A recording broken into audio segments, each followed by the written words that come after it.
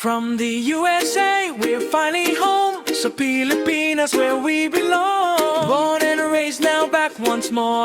New adventures open every door. Louie Boy Vlog, tara na. Chum and family fun. Balik Pinas, living the dream. Welcome to Louie Boy Vlog. Whoa, oh, oh, oh, oh,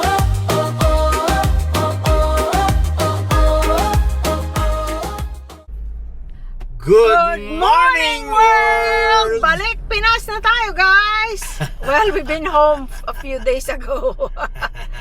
Pero ngayon lang kami nag-vlog. Thank you, Lord. Ngayon, ano tayo ng errands, guys. Marami tayong errands. Kailangan nating magbayad ng bills, electricity bills, bill, tapos HOA, HOA, mag-bill reveal na lang tayo mamaya. Bangko. Tapos, kasi part of that bill, guys, may solar na tayo. Pumunta na tayo ng bangko, bayad ng fire insurance, pero hindi nila ma-verify exactly how much. Sinisingi lang ako ng the same lang daw last year. Sabi ko, no, I need to know exactly how much. Yes. Kasi kung tumaas, tapos siningil nyo lang ako, kasi 2 taon na, guys, na the same ang fire insurance namin. 17,316 pesos for a year. Ano yun? House fire insurance. Kasi syempre, pagka fire insurance, hindi nakasama ang lupa. Kasi ang lupa, kahit anong sunog ang mangyari, ang lupa mo ay nandun pa rin. So, para lang yun sa bahay at kung anong meron sa loob ng bahay. Yes. So, I forgot kung how much ang coverage nun, kung ilang milyon parang. Kasi 'di ba may amount. Yes. Anyway, sa fire insurance, so 17,316 pesos. So 2 taon na ganun exact amount ang tawag dito, ang binabayaran. Ayun, pumunta kami sa bangko, sabi ko, magkano ma'am para sa ang pagkaintindi pala niya na ang binabayaran namin, ang gusto naming bayaran, ang pagkaintindi niya na house ay mortgage payment. Sabi ko, ay salamat sa Diyos, hindi po for mortgage payment ang aming binabayaran. Ang babayaran namin ay fire insurance. Salamat po, Diyos ko, dahil bayad na kami. Oo. Hindi na kami magbabayad ng Kasi ang sabi niya, guys, sabi ko, ma'am, magkano? Sabi niya, it's up to you, ma'am, kung magkano babayad mo. Sabi ko, anong ibig sabihin ng it's up to me? Sabi ko, magkano ang due for another year of fire insurance? Ilang beses ko naman na-mention ang fire insurance, kaya lang ang pagkaintindi pala niya is mortgage payment ang aming binabayaran, which tama nga naman, bahala ka kung magkano ang babayaran mo, kung minimum or more. So ngayon, sabi ng isa, sabi niya, ay checkin na lang natin, ma'am, kung magkano ang exact payment.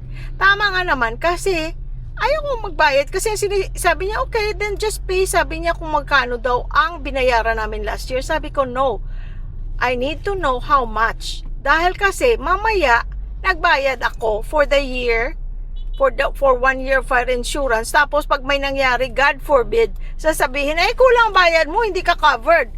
Kaya sabi ko na I need to know how much. Kasi ang pinababayad sa akin, yung pareho lang. Pangatlong pambayad na the same amount. Pwede ba yun? Kung bababa, ang problema, tataas. Problema tataas. Siyempre, gusto mo ayaw tumaas. Gusto mo as much as possible, pareho lang. Dahil kasi gusto mo covered talaga. Pero ang question, mamaya may mangyari, hindi ka covered pala kasi sabi nila, ang binayad mo, kulang ka na 50 pesos. O di, sabi ko no. Kaya ngayon, hindi pa kami nakabayad ng fire insurance dahil ang nangyari, naka-lunch yata yung sa department na yon, hindi nila makontak kasi hindi nila makita sa computer nila kung magkano ang babayaran, kasi hindi, kung ang computer kasi nila, guys, hindi kumbaga sabi niya, pumunta kayo doon sa sa isang BDO kung saan ang aming insurance department doon, dito sa MacArthur. Sabi namin, okay, ito na lang. Pero siniguro namin na covered kami this month. This year. This year up to July. Up to This July month. 30. This month. Oo. Kasi ang last naming bayad is July 30.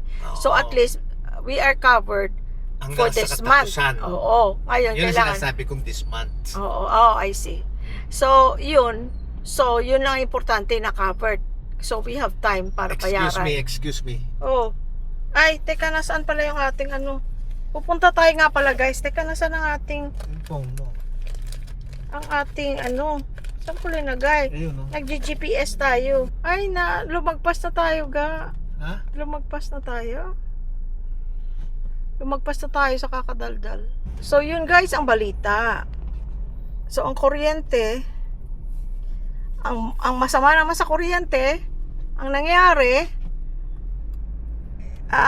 hindi kagaya sa Amerika na makikita mo online kung magkano ang babayaran mo, tapos doon mismo sa website ng electric company, doon ka na magbabayad, nandun na kung magkano. Teka muna, kuryente yan. Tapos na yun sa insurance. Oo, tapos na yun sa bahay. insurance. Fire. Oo, tapos na. Okay. Dito ka, magle-left ka. Babalik tayo eh. Okay. Sumobra, Tapos? sumobra kami guys sa kadadaldal. Tapos magra-right ka. Tapos Nag-GPS lang kami guys, hindi kami. kakanan tayo doon sa rotonda. Oo. So, yun guys, sa electricity, umalis kami for Thailand was anong date na ba yun? 19? Yeah, anyways. So, Anyways, walang bill sa electric kasi yan nilalagay nila sa aming mailbox. Walang bill. So, hindi namin alam kung magkano babayaran. Sabi ko na kung mag-i-expire ito dahil kasi wala kami. By the time na dumating, siguro that day dumating or the next day ang bill, ang due naman yun, right away is the 26th or 23rd, something like that. 26 maybe. So, wala pa kami. Hindi pa kami makakabalik. Sabi ko, it's okay. Ma-expire. Ngayon, bayad ka, hindi ka pwedeng magbayad sa GCash. Nung nakabalik na kami, magbabayad na kami, hindi mo pwedeng bayaran GCash dahil ang GCash, pwede mong gamitin sa pagbayad ng kuryente as long as hindi ka past due. Okay? Hindi past due ang bill mo. So, hindi ako makabayad ng GCash. Tinry ko sa sa 7-Eleven, ganun din, hindi ka rin pwede magbayad ng past due na bill. At hindi, ang alam ko dati pwede, sabi nila, pero ngayon sabi sa akin hindi pwede. At the other thing is, hindi ka pwedeng magbayad ng more than 10,000 na bill sa 7-Eleven. So wala kang choice kundi pumunta sa Angeles Electric or pumunta ka sa mga branches. authorized na payment centers nila. Alam ko meron ka ring babayaran doon, pwede ka ring magbayad sa SM, pero doon hindi rin pwede pag past due. Ang pwede lang doon yung mga on time. So ngayon, past due tayo sa ating electricity. Dahil naglakad namasyal tayo. Nagala tayo, hindi tayo nakabayad ng electricity. So ngayon, pupunta tayo sa bayaran ng kuryente na authorized ng Angeles Electric. So ganun guys. Kasi ang kaibahan sa Amerika, sinasabi lang natin to, may magsasabi na naman, you always mention California, you always mention America. Ay ano namang i-mention ko guys, Middle East, hindi naman ako nakapunta doon. Siyempre, ang aming buhay, ang aming vlog ay tungkol sa buhay naming retired sa Pilipinas. So, may mga komparasyon tayo na kung ano ang buhay sa Amerika. So, yun lang yun guys. Huwag nyo na bigyan ng meaning kung ano-ano pa. Huwag nyo nang stressin ang sarili nyo. Nanonood na nga lang kayo. Nag-stress pa kayo. So, sa Amerika, pinanonood nyo na nga lang kami. Na-stress pa kayo. Kaya nga guys, dun sa Amerika, sa Edison kami Tingnan mo, nagbabayad. pinararay tayo. Wala.